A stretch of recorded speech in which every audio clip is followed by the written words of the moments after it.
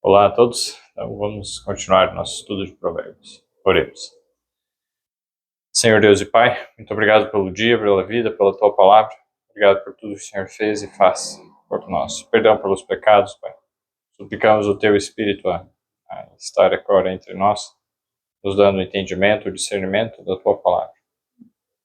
Nos colocamos aos Teus pés para aprendermos de Ti, que és manso e humilde de coração.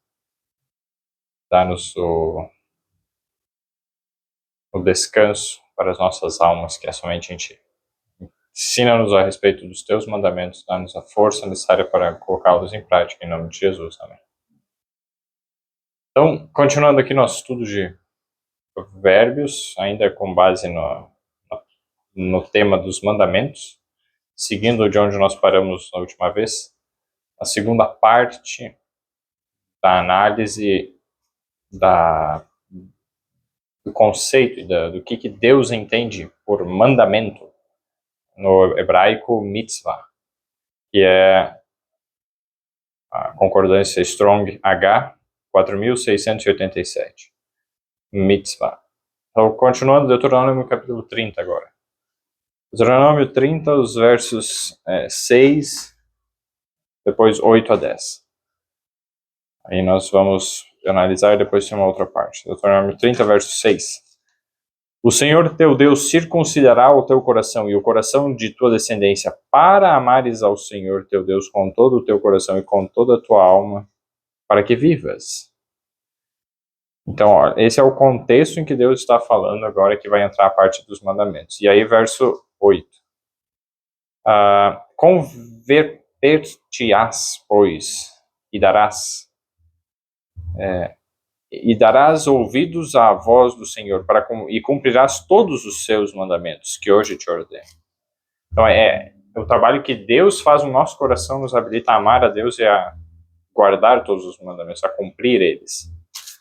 E verso 9 e 10. E o Senhor teu Deus te fará prosperar em toda a obra das tuas mãos, no fruto do teu ventre, e no fruto dos teus animais, e no fruto da tua terra, para o teu bem. Porquanto o Senhor tornará a alegrar-se em ti para te fazer bem, como se alegrou em teus pais. Verso 10. Quando deres ouvidos à voz do Senhor teu Deus, guardando os seus mandamentos e os seus estatutos escritos neste livro da lei, quando te converteres ao Senhor teu Deus com todo o teu coração e com toda a tua alma. Veja só, para nos convertermos a Deus, nós precisamos demonstrar um interesse por Deus, aceitar o chamado e nos virar, converter é exatamente isso, mudar de direção, olhar para Deus e desejar a Deus, dar provas disso, com investimento do nosso tempo, do nosso esforço, do nosso dinheiro, na direção de conhecer a Deus, de seguir o que Deus nos orienta. E aí, quando nós fizermos isso, Deus então operará a transformação e nos fará guardar os seus mandamentos. E aí a prosperidade de Deus em nossa vida não nos fará dano. Mas enquanto o amor de Deus não estiver implantado em nosso coração, a prosperidade material, com riquezas, nos fará mais mal do que bem. Então, por isso, uma das condições é o quê? O caráter de amor abnegado. Então, se eu já tenho muitas vezes dificuldade de ajudar a necessidade, de compartilhar, de ser bondoso, de perdoar, e Deus vê que, mesmo que Ele abençoe financeiramente, isso não vai mudar o meu coração. E aí eu vou demonstrar os mesmos atributos de uma forma mais intensa e mais terrível, né? Porque a influência se torna maior quando temos mais recursos. Então, por isso que aqui está nesse contexto. De que a bênção de Deus vem quando o nosso coração está transformado e que Jesus habita ali. Aqui não fala nessas palavras porque Jesus ainda era um símbolo, um cordeiro, uma promessa. Deus ainda não havia se tornado em carne habitado entre nós. Mas havia a promessa de que isso aconteceria, né? Então, o Filho de Deus ainda não havia se manifestado plenamente para o vermos em carne. Então, quando nós continuamos, agora no verso 11 a 14, nós lemos: porque este mandamento que hoje te ordeno não te é encoberto e tampouco está longe de ti. Não está nos céus para dizeres: quem subirá por nós aos céus, que nos traga e nos faça ouvir para que o cumpramos, nem tampouco está além do mar, para dizeres, quem passará por nós além do mar para que nos traga e nos faça ouvir para que o cumpramos? Porque esta palavra está muito perto de ti, na tua boca, e no teu coração, para a cumprires. Olha só. Então ele diz assim, este mandamento que te ordeno está perto, não está lá, longe. E depois ele diz, esta palavra está muito perto de ti. E aí lá em Romanos capítulo 10, versos 5 a 9, ele complementa o apóstolo Paulo, agora já com as promessas do Messias tendo se cumprido em Jesus. Ele nos explica o sentido dessas palavras e dessa profecia aqui de Moisés, de Deus por meio de Moisés. Do Romanos capítulo 10, os versos 5 a 9. Vamos ver, ó. Ele está citando, ora, Moisés descreve a justiça que é pela lei, dizendo, o homem que fizer estas coisas viverá por elas. Mas a justiça que é pela fé diz assim, olha só, citando as palavras de Moisés também. Não digas em teu coração, quem subirá ao céu? Isto é, a trazer do alto a Cristo. Veja só, ele estava falando dos mandamentos. Depois ele coloca, isso se aplica a Cristo. Verso 7, ou quem descerá ao abismo, isto é, a tornar a trazer dentre os mortos a Cristo. Mas que diz, a palavra está junto de ti, na tua boca e no teu coração. Esta é a palavra da fé que pregamos, a saber, se com a tua boca confessares ao Senhor Jesus, e em teu coração creres que Deus o ressuscitou dentre os mortos, serás salvo. Veja só então que o mandamento, ele se manifesta claramente em Jesus. Então como que nós vamos saber o mandamento? Olhando para Jesus. E como que nós vamos saber a palavra? Novamente, de Jesus. Jesus é a palavra, Jesus é o mandamento de Deus manifestado para nós. E se nós dissermos, Deus aboliu os seus mandamentos, é como dizer Deus aboliu o seu filho. O filho não tem mais importância, Jesus perdeu a sua posição, a sua autoridade. Percebem? O mandamento de Deus está conectado totalmente com o caráter de Deus, do Filho de Deus, Jesus. Então, aqui para conhecer a Cristo, nós não precisamos ir ao céu, ou que Cristo desça e apareça para nós, ou ir ao abismo, porque Jesus ressuscitou, não está entre os mortos. Então, é muito interessante esse contexto.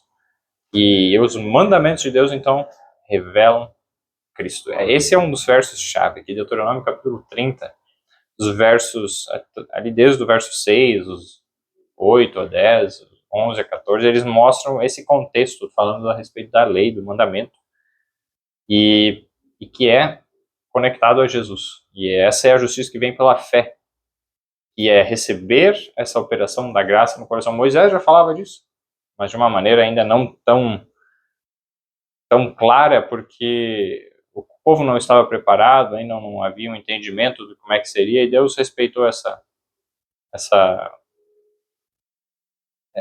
limitação deles, essa debilidade, e foi aos poucos revelando mais e mais Deus. Deuteronômio ainda, capítulo 30, vamos ver os versos 19 a 20. E aí nós encerramos a parte dos mandamentos no livro de Deuteronômio, e vamos seguir em outros livros. Então, Deuteronômio, capítulo 30, os versos 19 e 20. Nós lemos assim. Os céus e a terra tomo hoje por testemunhas contra vós, de que tenho posto a vida e a morte, a bênção e a maldição. Escolhe, pois, a vida para que vivas, tu e a tua descendência. Amando, olha como que eu escolho a vida. E lembrem quem que disse ser a vida também. Verso 20. Amando ao Senhor teu Deus, dando ouvidos à sua voz, e achegando-te a Ele, pois Ele é a tua vida e o prolongamento dos teus dias, para que fiques na terra que o Senhor jurou a teus pais, a Abraão, a Isaac e a Jacó, que lhes havia de dar. Então veja só, Ele é a tua vida, ao Senhor teu Deus. E aí quando Jesus diz, eu sou o caminho, a verdade e a vida, Jesus está dizendo, eu sou o Senhor. E essa palavra Senhor aqui é Jeová. E Jeová diz que Ele é a nossa vida, e Jesus diz que Ele é a vida. Jesus é Jeová, Jesus é Deus. Mais um texto com essa conexão. do Antigo Testamento para o Novo, mostrando que aqui o próprio Jesus, na sua forma divina, antes de ter encarnado, está nos falando, né? Então houve, sim, uma encarnação de um ser que existia antes e que se tornou carne. E o único que passou por isso é Jesus. Biblicamente, dos demais, já nasceram na condição de carne. Então, apenas são seres que são criados e Deus dá a vida e são gerados. Assim como Adão, ele foi criado. Não é alguém que já existia antes, foi encarnado num outro corpo, não. Mas Jesus é o único que passou por esse processo. E a reencarnação não é bíblica porque em Hebreus capítulo 9, verso 27, diz que aos homens está ordenado morrerem uma só vez.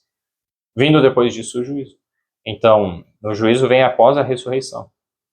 Mateus capítulo 5 ali, ele descreve Jesus falando algo para a ressurreição da vida, uns para a ressurreição da vida, outros para a ressurreição da morte. Então esse juízo que mostrará a vida ou a morte vai revelar exatamente isso. A vida, quem escolheu a Jesus, amar ao Senhor, seguir a Ele e os seus mandamentos. E a morte para aqueles que rejeitaram Jesus, rejeitaram a Deus, rejeitaram os seus mandamentos. É bem simples, esse é o resumo do juízo para todos os seres humanos. Não tem distinção de nação, de idade, de classe social, de riqueza, de etnia, não tem nada de diferença. Todos são iguais perante Deus, claro. Vão ser julgados segundo a luz que receberam. Então haverá diferenças no julgamento conforme o que a pessoa sabia e teve acesso de conhecer a verdade. Mas se nós conhecemos e não fazemos, aí somos culpados. Se eu não sei, eu fico sem culpa. Então, isso é algo muito importante de se compreender. Terminado aqui, vamos para Josué. Josué, próximo livro, Deuteronômio, lemos Josué capítulo 22, o verso 5. Vai ser o único verso de Josué que nós vamos ler nessa parte do estudo. Josué 22, verso 5, nós lemos assim. Tão somente tende cuidado de guardar com diligência o mandamento e a lei que Moisés, o servo do Senhor, vos mandou, que ameis ao Senhor vosso Deus e andeis em todos os seus caminhos e guardeis os seus mandamentos e vos achegueis a ele e o servais com todo o vosso coração e com toda a vossa alma. Então, os mandamentos são as subdivisões da lei de Deus. E a lei de Deus é o que Deus nos mandou. Então, o mandamento é o conjunto de mandamentos que está na lei. Então, é tudo conectado. Falou em mandamento, mandamentos, lei de Deus, né, se referindo a Deus, é conectado. São praticamente sinônimos. E tem pequenas diferenças entre si, mas na prática a gente consegue conectar todos eles. E a mesma coisa com Jesus. Tem vários títulos que eles têm diferenças entre si, mas, resumindo, é o mesmo ser. Demonstra um aspecto, uma característica diferente de Jesus. Mas se refere à mesma pessoa. Jesus, Deus forte, maravilhoso, conselheiro, Deus forte, Pai da eternidade, príncipe da paz, a sabedoria de Deus, a sabedoria dos homens. Jesus, o primeiro e o último, o alfa e o ômega, o eu sou. Todas essas nomenclaturas diferentes, elas demonstram algo diferente de Deus, de Jesus. Jesus a sabedoria, Jesus a prudência, Jesus a inteligência, Jesus a vida. Então, Jesus é tão grande, infinito, que os nomes não são suficientes para exprimir quem ele é. Então, eles estão conectados à mesma pessoa, mas descrevem características de forma um pouquinho diferente aqui e ali, para nós conhecermos mais de quem é Deus. Isso nós vemos em vários contextos, aqui é um deles. Continuando agora, vamos para o livro de Neemias, capítulo 1, versos 5 e 9. Neemias 1, lá perto de Salmos, um pouco antes. Tem Esdras, Neemias, Esther, Jó, daí Salmos. Volta ali, Neemias capítulo 1, versos 5 e 9. Então, e disse, Senhor Deus dos céus, grande e terrível, Deus grande e terrível, que guarda a aliança e a benignidade para com aqueles que o amam e guardam os seus mandamentos. Nós amamos a Deus e guardamos os seus mandamentos, ele é fiel para conosco. Então existe uma contrapartida do amor de Deus para conosco. A mesma coisa um relacionamento entre um homem e uma mulher. Se existe somente amor de um lado e o outro não tem amor, não tem o relacionamento não prossegue, não vai ser feliz, não vai dar certo. E da mesma forma, se Deus somente nos ama e nós não amamos Ele de volta, não vai dar certo esse relacionamento. Então, para que dê certo, nós precisamos amar a Ele, guardar os seus mandamentos, demonstrando a nossa lealdade para com Ele. E aí fazendo uma aliança, um pacto com Ele. E aí então vem a benignidade. A aliança de Deus Ele não quebra, nós que quebramos. E aí vem o que? A benignidade de Deus, a misericórdia. E agora o verso 9. E vós vos convertereis a mim, e guardareis os meus mandamentos, e os cumprireis. Então, ainda que os vossos rejeitados estejam na extremidade do céu, de lá os ajuntarei e os trarei ao lugar que tenho escolhido para ali fazer habitar o meu nome. Então, Deus diz que viriam dificuldades, problemas, aflições, para que eles reconhecessem o seu pecado, se convertessem, novamente, se virassem para Deus e guardassem os mandamentos. Então, é necessário nós demonstrarmos o nosso amor a Deus de alguma forma. Se eu digo, ó Senhor, eu te amo, e não faço nada, não amei só de boca e de palavra, mas de fato e de verdade. Está em 1 João, não lembro qual verso.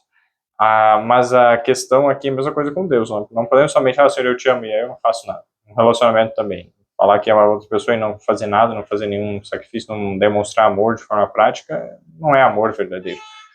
Então, que ele fica só em palavras, não prosperará, não vai para frente. Agora, continuando, Neemias 9, versos 13 e 14. Novamente, mais um contexto a respeito desse amor.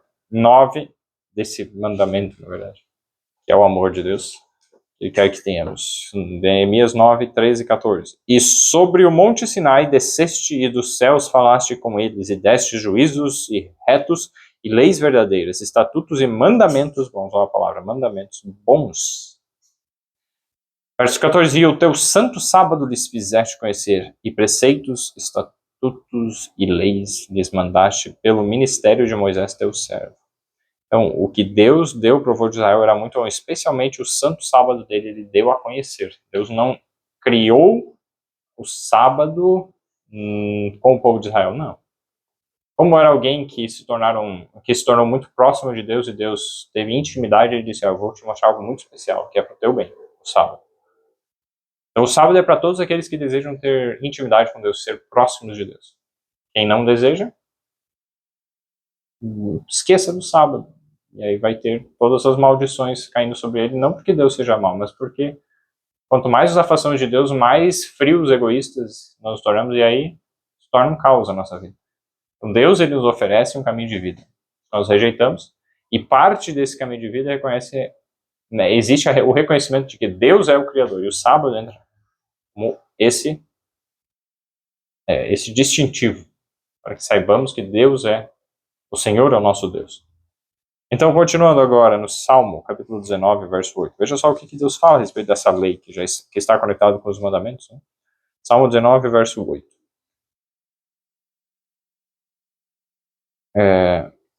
Salmo, eu abri Provérbios. Salmo 19, verso 8. Nós lemos assim. Os preceitos do Senhor são retos e alegram o coração. O mandamento do Senhor é puro e ilumina os olhos. Veja só, o mandamento do Senhor. Isso ele fala logo depois do verso 7, que diz assim, a lei do Senhor é perfeita e refrigera a alma. O testemunho do Senhor é fiel e dá sabedoria aos simples. Então, a lei do Senhor, depois fala os preceitos, o mandamento do Senhor é puro. A mesma palavra de mandamento, mitzvah. Então, tudo isso Deus está dizendo com palavras diferentes, a mesma coisa. A lei, o testemunho, os preceitos, o mandamento. É o que? É perfeito e alegra, é fiel, dá sabedoria, são retos e dão alegria, é puro, ilumina os olhos. Veja só que riqueza que há na lei de Deus. Se Deus pega e abole a lei dele, você acha que é bom? É algo perfeito, tão bom, e você pega e agora não tem mais utilidade isso. Mas eu pergunto para vocês, qual é a beleza de você matar um animal? Fazer um sacrifício. Hoje, principalmente os direitos dos animais e o apego que tem surgido no coração de muitas pessoas para com os animais, o que não é ruim, só tem que cuidar para não ir a excessos. Você pegar um animal e matar, isso é bonito, é uma cena muito agradável, deleitosa. Para a maioria das pessoas não é, e de fato, mesmo para Deus não é. Deus não se agrada disso. Mas teve um propósito educativo. Deus usou esse símbolo para ensinar algo muito grande do seu amor, que ele faria algo muito difícil para salvar o homem da miséria, do pecado, que é a transgressão da lei. As consequências da transgressão da lei seria a morte. Deus precisou colocar sobre o seu filho, o Cordeiro de Deus, Jesus. E ele, recebendo esse peso, essa culpa, esse fardo, esse pecado, ele foi morto na cruz. Mas quando isso foi cumprido, não tem mais a necessidade de ficar sacrificando os animais. Então essa lei de ordenanças, essa cédula que era contra nós, ela foi riscada. Então não tem mais a necessidade de nós usarmos isso e de continuarmos fazendo isso. Então existe essa diferença.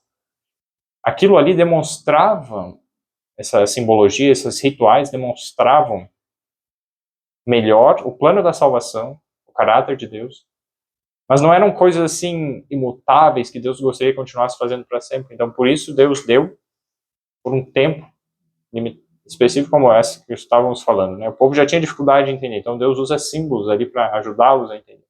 Depois que eles entenderam, depois que as coisas aconteceram, não necessita-se mais do símbolo. Especialmente, depois que as coisas aconteceram, né? Mas era o povo deveria aprender. A mesma coisa nós. Então, vamos entender esse assunto bem, porque se nós entendermos mal, é capaz de colocarmos essa lei perfeita junto no mesmo pacote e dizer, não, isso aqui não tem importância, está abolido. Em nenhum lugar Deus diz o sistema de sacrifício é perfeito, é puro, nossa, não... É algo assim, nossa, é incrível, Deus ama esse sacrifício de animais. Não, em nenhum lugar a Bíblia diz isso. Então vejamos a diferença, né? Agora, Salmo 78, verso 7.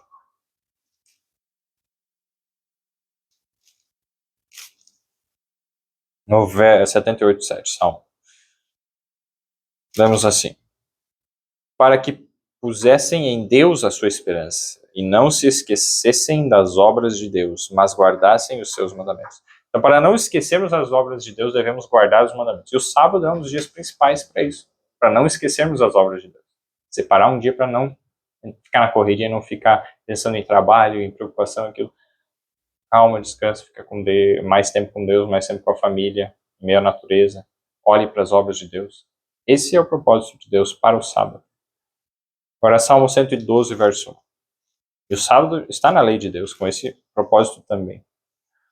Salmo 112, o verso 1. Louvai ao Senhor, bem-aventurado o homem que teme ao Senhor, que em seus mandamentos tem grande prazer. Veja só, o temor do Senhor é colocado novamente com um paralelo de ter grande prazer nos mandamentos de Deus. Esse é o verdadeiro temor a Deus. Não é ter medo dele, né? Como já vimos em outros estudos. Continuando agora, Salmo 119. Nós temos vários versos em Salmo 119 que falam, o Salmo inteiro falando a respeito da lei de Deus. Então vamos lá, Salmo 119, eu separei alguns dos mais importantes, os versos 10 e 11, Salmo 119, 10 e 11. Com todo o meu coração te busquei, não me deixes desviar dos teus mandamentos. Para não nos desviarmos dos mandamentos de Deus, devemos buscá-los de todo o coração. Com todos os nossos pensamentos, não permitindo que algo entre no lugar de Deus. Deus é prioridade. Verso 11, escondi a tua palavra no meu coração para eu não pecar contra ti. Então, o que nos livra de pecar contra Deus? A palavra dele no nosso coração, no nosso pensamento. Quando vem a tentação, vem a vontade de fazer o que é errado, porque nós somos maus. Não espere que vai chegar aqui na terra, antes de Jesus voltar, vai chegar um momento que agora eu não vou ter mais nenhum desejo ruim, não, nós somos maus. Precisamos diariamente mortificar os nossos desejos, inclinações para o mal, por meio da palavra, deixando que Cristo vive em nós e não nós tenhamos a liderança da nossa vida, fazendo o que nós queremos e sentimos vontade, porque nós somos maus. Quando a gente entende isso, aí nós nos humilhamos e aí Deus ajuda a todos que são humildes e reconhecem. Então aqui, Salmo 119, o verso 10 e 11, agora o verso 21. Tu repreendeste asperamente os soberbos, que são amaldiçoados, que se desviam dos teus mandamentos. Então, se alguém entra num mar de assim, eu sou bom, eu sou melhor que os outros e tal, e já se desviou dos mandamentos de Deus, mesmo que ache que está guardando o sábado, fazendo aquilo, então, ar de soberbo, esse espírito soberbo. Jesus, o único que poderia dizer eu não tenho, né, pecado, eu nunca pequei, ele nunca se achou assim, eu sou melhor que todos vocês e tal. Eu não peco e tal. Jesus não ficava andando dessa maneira, soberbo. Ele que poderia, sem mentira, né, sem erro, falar alguma coisa nesse sentido, ele não falou. Ele é o nosso exemplo. Agora o verso 47 e 48. Salmo 119. Nós lemos assim: E recrear-me-ei em teus mandamentos, que tenho amado. Também levantarei as minhas mãos para os teus mandamentos, que amei, e meditarei nos teus estatutos. Olha que interessante, a recreação, aquilo que causava um entretenimento para Davi, era o que? Os mandamentos de Deus. E a meditação dele, ele gastava tempo em pensar. Verso 47, 48 é isso. Agora o verso 60. Apressei-me e não me detive a observar os teus mandamentos. Então, se a gente aprende algo que a gente não sabia a respeito dos mandamentos de Deus, a gente tem que se apressar e não se deter. O que eu tenho que rápido correr, o quanto antes eu sei, é isso que eu tenho que fazer. Pegar e fazer isso, não ficar assim, peraí, deixa eu pensar se isso vai me causar prejuízo financeiro, vou ver se isso, aquilo, não. E está ali a apressar-se e cumprir a vontade de Deus. Deus proverá o restante. Em qualquer área da vida. Pois está escrito em Filipenses 4, 19. Vamos voltar lá para Filipenses, deixa marcado aqui. Se nesse meu propósito de fazer a vontade de Deus e guardar os seus mandamentos, eu me apresso e aí eu tenho perdas financeiras, eu perco o emprego, acontecem coisas ruins, olha a promessa de Deus a respeito disso. Filipenses 4:19, nós lemos assim: O meu Deus, segundo as suas riquezas, suprirá todas as vossas necessidades em glória por Cristo Jesus. A glória de Deus é o seu caráter, o seu amor. A glória de Deus é o seu amor. O mandamento de Deus se resume no amor, é o amor manifestado. Então, se em glória, ou seja, em amor e em desejo de guardar os mandamentos de Deus, nisso eu tenho alguma necessidade, Deus vai suprir todas as necessidades. Mas suprir todas as necessidades em egoísmo, a Bíblia não promete nada. Então, se eu, por um motivo egoísta, quero algo, Deus não vai conceder, porque seria para o meu mal. Mas se em amor, em glória, em um desejo de cumprir os mandamentos de Deus, eu tenho necessidade de algo, Deus prometeu suprir. E segundo as riquezas de Deus. Aí eu pergunto, Deus é rico ou é pobre? Falta alguma coisa para Deus? Se não existe, Deus cria do nada. Então, esse é o Deus que nós servimos. Salmo agora 119, o verso 73. As tuas mãos me fizeram e me formaram. Dá-me inteligência para entender os teus mandamentos. Para que a gente entenda os mandamentos, a gente precisa de inteligência. E ele está reconhecendo, é Deus que me formou do nada. Claro que nós, no meio das gerações, Deus já utilizou outros meios, não foi assim diretamente a sua palavra, como foi com Adão e as suas mãos que criaram, mas o seu poder ainda se manifesta por todo esse mecanismo que Deus colocou em funcionamento, que ainda é sustido pela sua graça, pelo seu poder, e é mantido vivo, né, pela sua misericórdia, mesmo não merecendo. E aí, então, nós podemos dizer, reconhecendo como salmista, eu fui formado por Deus, olha, as mãos dele me fizeram. Então, se ele me fez, ele pode me dar inteligência. E ele sabe como funciona ali o cérebro e tudo, então ele dá inteligência. E aí, recebendo a inteligência de Deus, a gente vai poder o quê? Entender os mandamentos de Deus. Você não está entendendo o que a gente está estudando? Peça inteligência para aquele que te criou, e ele vai te dar. Agora, Salmo 119, ainda o verso 98. Tu, pelos teus mandamentos, me fazes mais sábio do que os meus inimigos, pois estão sempre comigo. Veja só, então, Deus ele dá inteligência, assim, e quanto mais eu estudo a Bíblia, mais essa inteligência é dada para mim, porque é o melhor mecanismo de desenvolver nosso cérebro, é o estudo da palavra de Deus, o melhor método, o melhor instrumento, ferramenta. Então, estudar e meditar nos mandamentos de Deus nos faz mais sábios do que os inimigos, e não só isso, Verso 99. Tenho mais entendimento do que todos os meus mestres, porque os teus testemunhos são a minha meditação. E o verso 100. Entendo mais do que os antigos, porque guardo os teus preceitos. Então, que você quer saber mais que todos os teus professores, você quer saber mais que todas as pessoas de idade, as pessoas mais idosas do mundo, é Deus pela sua palavra e seus mandamentos. Mas não faça isso com esse objetivo de ser melhor que os outros. Aí é a soberba, daí já mostra que está indo longe dos mandamentos de Deus.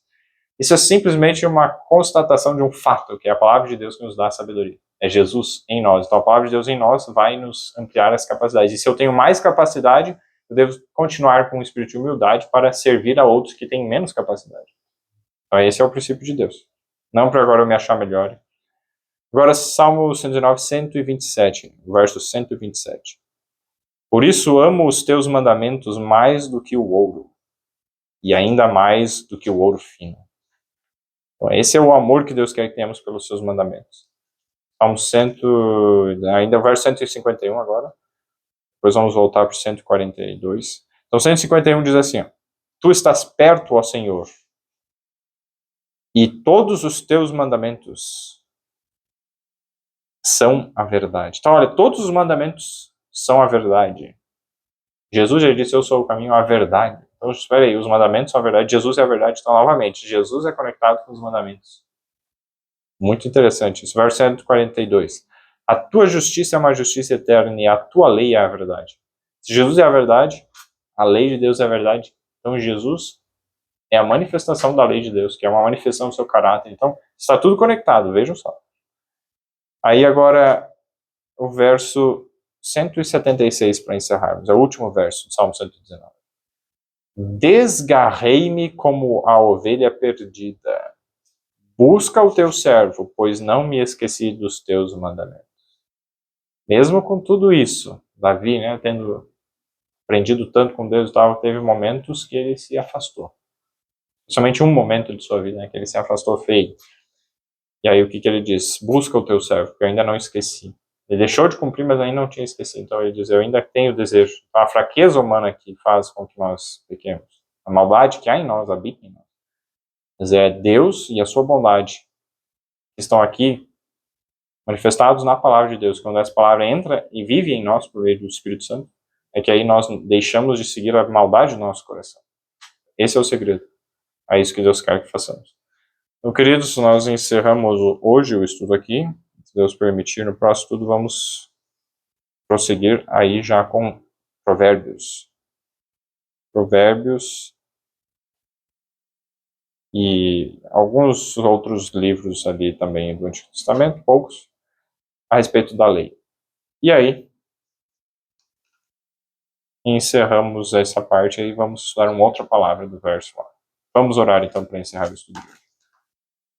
Senhor Deus e Pai, muito obrigado pela tua palavra, obrigado pelos ensinamentos, dá-nos o amor à tua lei, faz-nos entender, dá-nos inteligência para que possamos entender a tua palavra. Peço o teu Espírito a ser derramado sobre cada um que ouviu, que o máximo de pessoas venha não só a ouvir e a estudar essa mensagem, mas ser transformado pela tua palavra, pois está escrito, a tua palavra não voltará para ti vazia, mas cumprirá tudo que e apraz tudo que o Senhor deseja. É isso que eu peço e agradeço em nome de Jesus. Amém. O Espírito Santo esteja guiando.